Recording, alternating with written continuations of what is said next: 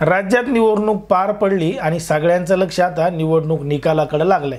म्हणजे इकडं मतदान प्रक्रिया पार पडली आणि इकडं सगळ्याच टीव्ही चॅनलनं एक्झिट पोल द्यायला सुरुवात केली आणि सांगितलं आता कोणाचं सरकार येणार, काय होणार, राज्यामध्ये कसं पुन्हा महायुतीचं सरकार येणार का महाविकास आघाडीचं येणार, काटेकी टक्कर होणार, हे जोरजोरात बोलणं, हे काय गर्दा आपण टीव्हीवर पाहिला।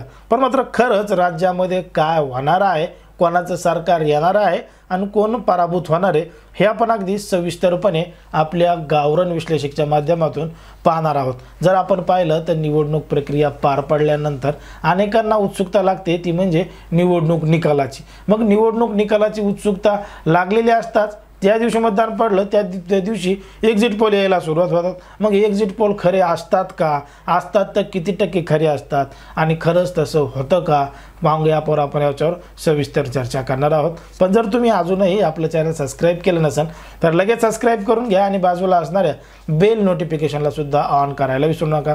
जर आपण पाहिलं तर मतदान पार पडल्यानंतर काही एजन्स्या म्हणजे काही टीव्ही चॅनल यांचे ज्या एजन्सी आहेत यांच्या मार्फत एक्झिट पोल घेतला जातो। आता एक्झिट पोल म्हणजे काय की एक अंदाज सांगितला जातो की राज्यामध्ये मतदारसंघामध्ये कोण निवडून येऊ शकतं, कोण पराभूत होऊ शकतं। मग हे नेमकं एक्झिट पोल कसा घेतला जातो याच्यावर सुद्धा आपण एक सविस्तर व्हिडिओ बनवणार आहोत। पण असा काही एक्झिट पोल 6 चॅनल्सनं किंवा 6 वेगवेगळ्या कंपन्यांनी घेतला। मग या 6 वेगवेगळ्या कंपन्यांनी घेतलेला जो एक्झिट पोल आहे त्या माध्यमातून राज्यामध्ये महायुतीचं सरकार येणार असल्याचं सांगितलं जातंय। पण मात्र किती जागा मिळणार आहेत, काय मिळणार आहेत हे आपण एकदा थोडक्यात जाणून घेऊ, मग त्याच्यानंतर आपल्या गावरान विश्लेषणाला सुरुवात करू।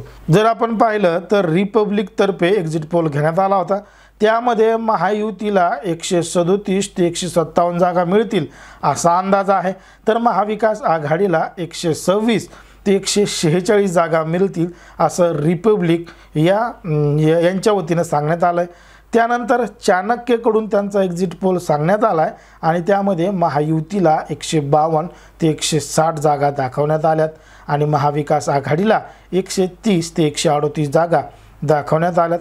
तर जे इतर आहेत त्यांना 6 ते 8 जागा मिळतील असा अंदाज चाणक्य एक्झिट पोलचा आहे।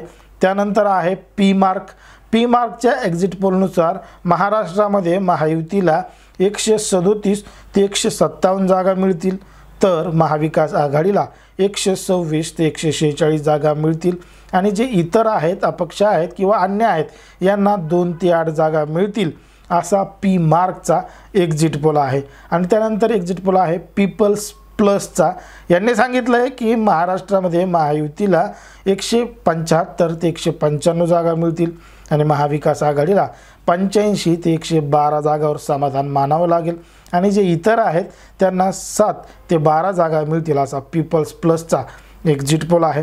त्यानंतर मॅट्रिजनं एक्झिट पोल घेतला होता, त्यामध्ये महायुतीला 150 ते 170 जागा मिळतील, महाविकास आघाडीला 110 ते 130 जागा मिळतील आणि जे अन्य आहेत, इतर आहेत त्यांना 8 ते 10 जागा मिळतील असा मॅट्रिजचा एक्झिट पोल सांगतो।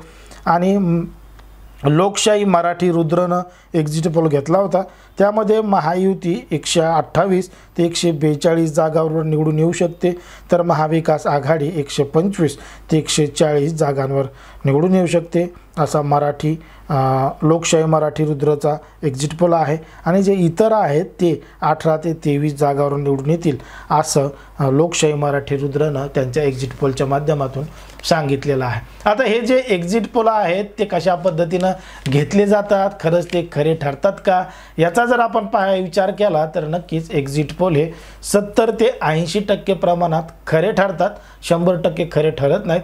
काही जागा इकडची तिकडे होतात पण मात्र त्यांचे एक्झिट पोल हे खरे ठरतात।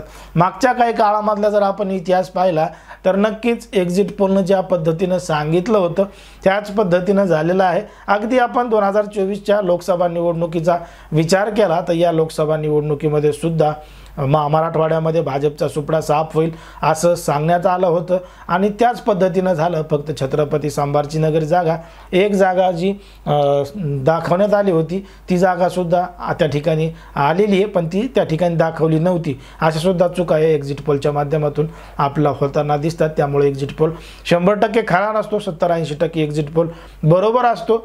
मग 70-80% जर आपण एक्झिट पोल बरोबर सांगितला तर मग खरंच जे 6 कंपन्यांनी एक्झिट पोल घेतलेला आहे या 6 कंपन्यांपैकी 4 कंपन्यांनी महायुतीचं सरकार राज्यामध्ये येणार हे स्पष्टपणे सांगितलंय, तर महाविकास आघाडीचं सरकार येणार असं 2 एक्झिट पोल कंपन्यांनी सांगितलंय।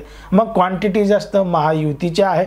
मग महायुतीचं सरकार राज्यामध्ये येणार का महाविकास आघाडीचं येणार, खरं तर आपल्या याच्यावर चर्चा करायची। मग महायुतीचं सरकार कशा पद्धतीने येऊ शकतं, महाविकास आघाडीचं कशा पद्धतीचं येऊ शकतं हे सुद्धा आपल्याला पाहावं लागणार आहे। जर आपण महाविकास आघाडीचा विचार केला तर महाविकास आघाडीचा जास्तीत जास्त जागा निवडून येण्यासाठी त्यांच्यासाठी मराठवाडा हा अनुकूल आहे आणि मराठवाड्यामध्ये महाविकास आघाडीचे उमेदवार जास्त निवडून येऊ शकतात। पण मात्र सुपडा साप मराठवाड्यामध्ये महायुतीचा होणार नाही आणि आघाडीच्या जरी जास्त जागा आल्या तरी सुद्धा भाजपचा सुपडा साफ होणार नाही हे चित्र आपला स्पष्ट मराठवाड्यामध्ये जाणवतं। मग राज्यातल्या विविध भागामध्ये महायुतीच्याच जागा जास्त निवडून येतील असा सुद्धा अंदाज आहे आणि या वर्षी सुद्धा म्हणजे 2024च्या निवडणुकामध्ये सुद्धा 1 नंबरला भाजप पक्ष राहील, राज्यातला सगळ्यात मोठा पक्ष ठरेल असाच अंदाज आहे। कारण की 2019ला 104 जागा मिळून भाजप हा मोठा पक्ष ठरला होता, त्यामुळे आता 2024ला सुद्धा मोठा पक्ष ठरतो का हे आपला पाहावं लागेल।